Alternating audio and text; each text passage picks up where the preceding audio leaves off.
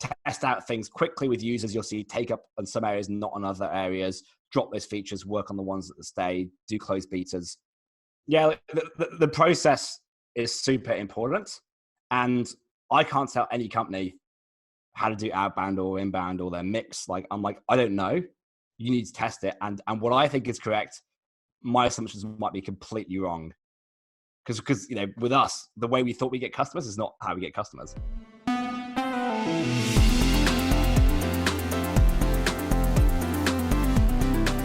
This is another episode of the Automate and Grow podcast. My guest today is Matt Barnett from Bonjoro, the founder of a really interesting one-to-one video messaging platform. Matt, thanks for taking the time to speak with me today. No problem. Great to be here.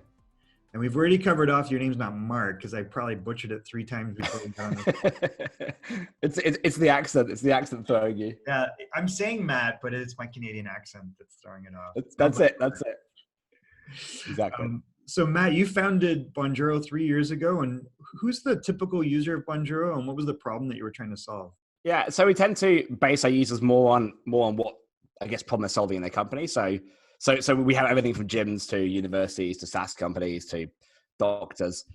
But essentially, we are a video service that we tell users the right time to send personalized videos to customers, to essentially convert leads at the top of the funnel, to then activate customers. So once customers come in that first 3 months, get them activated onto the product or the service or the company, and then to drive customers to leave reviews and help grow the company.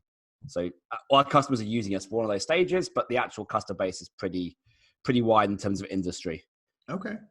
So I guess to level set, the way it works is you integrate with various, whether it's CRM or messaging or commerce platforms, and you're trying to use triggers to prompt someone inside the company, maybe an SDR or a BDR type person, to say, hey, now would be a good time to send a video. Is that kind of a good description?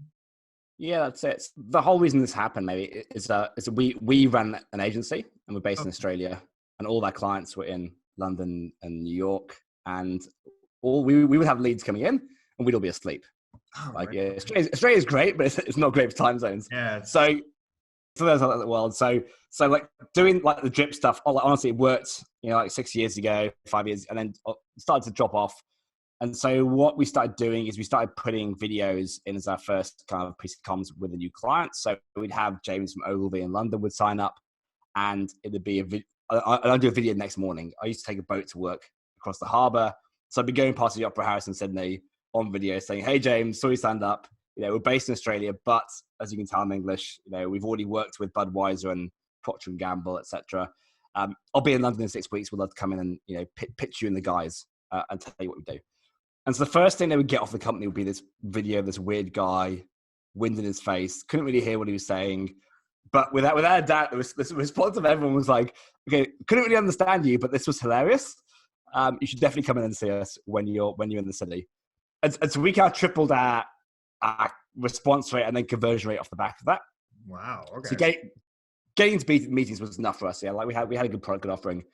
And so the problem we were trying to solve was essentially the fact that we were very good at this face-to-face selling, but being on the other side of the world and online, that really got eroded in kind of like written messages. So by getting us back to the forefront, we were able to get more meetings. And then, long story short, one of those agencies asked to use the product. They started using it. Some of their clients asked to use it. Some of their clients asked to use it. And before we knew it, that outgrew the original company that we built it for. Wow. Okay. So you built it as an internal tool. Yeah, exactly. Interesting. Okay. And then you were having so much success and people noticed that. They're like, hey, can I use it? And you basically morphed into like a SaaS platform. That was it. Yeah. We just kind of, so we had tech. So we actually did have a tech team. So we had an agency like with technology around a product. Yep. So we weren't kind of fresh off the boat. We understood video pretty well. We've been doing it for a few years in that agency. So I'm not saying we kind of went from nothing, but I think we saw the opportunity. It grew. Look, it was unexpected, and we just kind of ran with it. Well, I mean, there's lots of people that purposely build software companies they don't do great. So it sounds like you found a need that you had, and that you weren't the only one. So that's awesome. Needs not wants. That's it. And the best way to need is to fix your own. And then if there's people like you, hey, there you go. Was this your first software venture, like building your own digital product? Now we fail. I've got a couple of failures. A Okay. few skeletons in the closet, a few founder breakups, all that jazz, Oh yeah. funding, and then died. So again, it's Wait, the whole somebody idea of died or the product died? product died, Oh, okay. founder ran out. It's You like know, somebody died. Okay, that's never good. So what did you learn from those failures? Like, was it something about, they're obviously all kind of different circumstance, but did that help you with this venture and make it successful? yeah, look, absolutely. Look, it's a learning process. I think I wouldn't say I learned tenacity, but like you have to keep going. Mm-hmm. I think as you have failures or as you have other successes, like you learn a lot, like getting products out quicker. Like there's a lot of BS in the industry, and you learn just to kind of skip around that, who to work with, who to believe, who not to believe. Like ultimately, customers are all that matters. I think these days, how to build product that actually people use. So again, tracking, how active are you, your users on what parts of the product, and they expanding those parts and researching more users and not making assumptions, which when you first start off, you're like, this is a great idea, everyone will love this. And people are like, yeah, it's a great idea. And then no one buys it. Right. Been there. I've done that. Yeah. So the process itself of building versus acquiring customers, which one do you find more challenging, or have they both been pretty smooth? look, we've been lucky. So our initial acquisition was all kind of viral. So we have a messaging product. So videos get sent out, people see those, they go look into it, and then come into us. And we had some big pickups in the early days. So when we first went, somehow we ended up in companies like, I think, Basecamp and ConvertKit and Mozilla. And so we kind of got taken there. And then we ended up with a few influencers like Pat Flynn and stuff coming on board. And that really helped build that kind of seed. And then from there, now kind of 3 years in, we have basically our 3 channels that we get in market, which is still that viral side. We do a lot of stuff with influencers, not paid influencers or any of that. We just happen to have a lot of customers who are like, this is a great thing. Come and speak on stage or whatever. Yeah. Because I think the whole ethos of, spending more time with customers, there's a bit of a shift in the market anyway. Like, like we do, like automation is super important, but there's also parts you need to work out in amongst that when you spend time with customers. And then our third area is we do content. So we can't do big white papers, long form content. We did like a whole video funnel playbook, which our customers basically wrote for us as well. So it's, like you learn as you go that, like you test every channel. I think we tested like 13 channels, and 10 of those didn't work. Three are working really well. As we grow, maybe there'll be another channel we come across, but we can't focus down and just say, look, these 3 things will do really well. They do work for now at this stage of the business. So not that was easy, but if you test methodically, you'll get your answer. Is your background more sales and marketing, or is it engineering, or? I'm industrial design. So Industrial design. Okay. So would you say that you're very process oriented? Because what you just described is, for people that, just to level set, is, I think the big challenge that I see out there, and I experience it, is, well, how much outbound versus inbound versus what's my marketing mix to get actual results? And what you said was, we tested 13 different ways to get new business, right? Yeah. Generate leads, essentially. And then you narrowed it down to 3. So is that kind of how you approach most problems, or how did you know that was the way to figure it out? Yeah, I mean, that's how I approach problem solving. So everything we do, to be fair, like we're not perfect at this. Like I'm trying to get us better. Is like if you test. I mean, this is the whole kind of creative process, to be honest. Yeah, and design. When you design, the way to be a good designer, you're doing a medical product and you're looking at automotive and going, what can I use from that here? So you're doing this whole cross-pollination of ideas, but you have to methodically go through what other industries do this stuff. How can we solve it? So the same in building a business, building operations, building marketing, building products. Test through things as quickly as you can. Start to understand what are, I guess, success points. Because when you test, you're not going to suddenly get like 1 million users, but you'll get indications of what makes sense. So then you go to the next level. So maybe you do 13, you test, you get 6 that have legs. You run those for 3 months. You find out 3 of them like have ROI. In products, the same. If you're building product, the same thing. Test out things quickly with users. You'll see take up on some areas, not on other areas. Drop those features. Work on the ones that stay. Do closed betas. Yeah, the process is super important. And I can't tell any company how to do outbound or inbound or their mix. Like, I'm like, I don't know. You need to test it. And what I think is correct, my assumptions might be completely wrong. Because with us, the way we thought we get customers is not how we get customers. Yeah, it's interesting because it's funny. Like, I think that I probably have a bias towards certain types of marketing. Like, to me, voodoo or SEO has been kind of voodoo always. But then I hear people and they have success because they're doing organic content all the time, right? So they're doing something right. And it sounds like you're in a similar boat. And then the influencer marketing is something that I've never applied to my business, but it obviously has worked very well for you. So I would not have thought that was how you, and is that an affiliate program as well? Or how is it just like happy customers? No. So we run an affiliate program. Okay. This was specifically on advice from Nathan at ConvertKit, who's done it successfully. And there's loads of models out there. We were just told, do 30% recurring ad infinitum. So keep your affiliate. Yeah. Okay. So keep your affiliates really happy. Treat them well. I think one thing we've learned, if you do affiliates, and again, so our affiliates, it's almost like a thank you rather than it's not such a paid thing. People are like, I'm doing this anyway, and we're like, well, have an affiliate. Here's some money. Yeah. Thanks. Yeah. Treat your affiliates. Treat your affiliates like customers. Like there's a funnel for them, and you need to convert, activate, and retain them. I think at the beginning we were like, oh, people are coming in, that's enough. They are no different from a normal customer. That they need love and they need support as well. And that's one of the lessons we've actually had to really go through to make that work. That's awesome. And again, that's something that I have never personally, I mean, I've done channel partnerships, but so what was your learning curve on building an affiliate program? Did you hire a person that was experienced in that, or you just kind of hack your way through and figure it out? Just hacked at it. We'll never hire someone for something unless it becomes a major part of operations, and then we're we need we hire people when we need them. Okay. That's kind of our attitude to growth. So affiliates, we didn't know if it would work, And look, you can run it quite lean. Again, process. So once you have the process in place, it's much, much easier. Right. Our learning curve was like, what the F is that? Is that process? I didn't know. That makes sense. And then when you say we, like, how big is your organization? Do you have co-founders or? A single founder, but we have 15 people now in 5 continents, which is awesome. Which is fun. Yeah. Time zones. Challenging. Yeah. Time zones.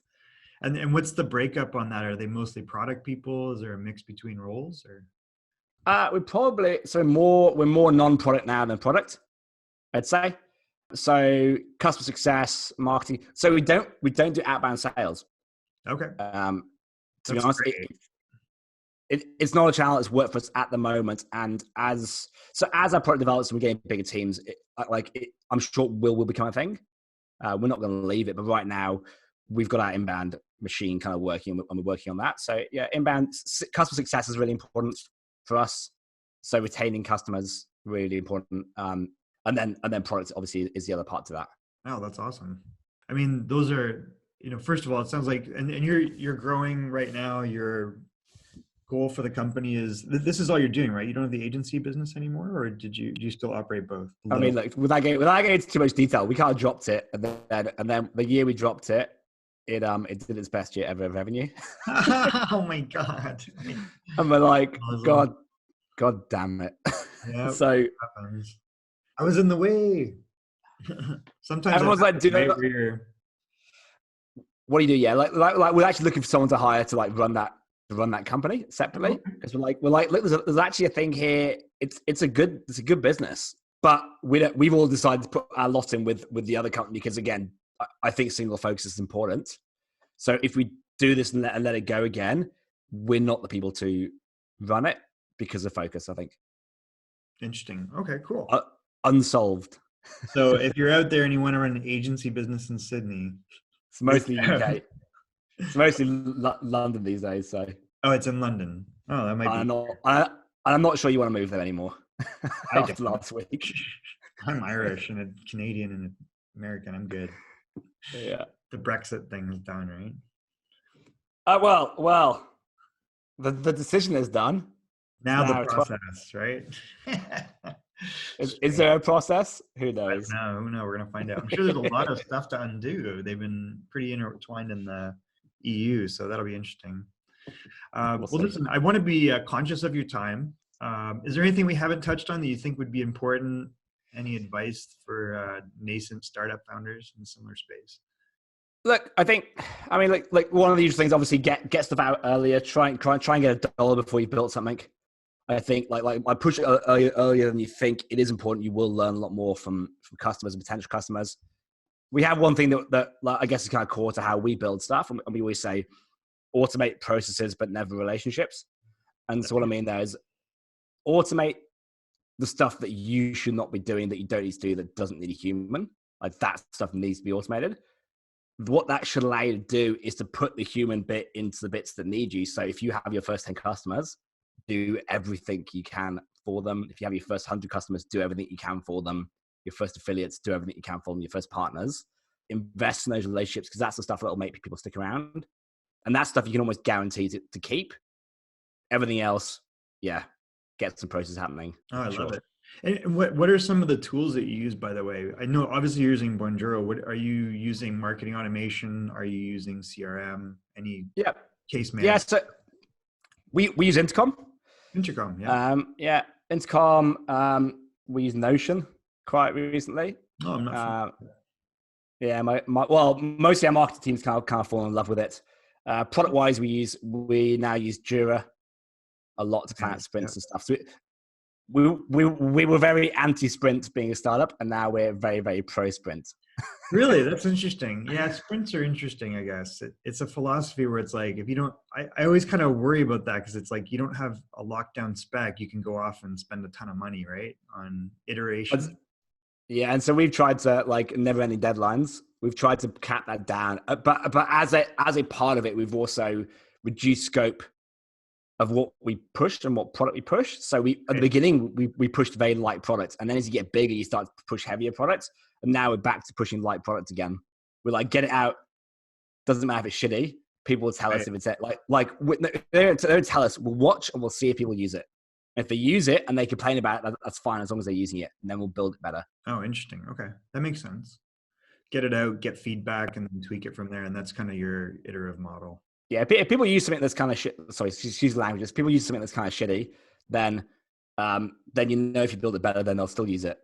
Like, which is a great attitude to have to launching, to testing, to, like, you know, if it works and looks like this, it's the final version, like, really should work for sure.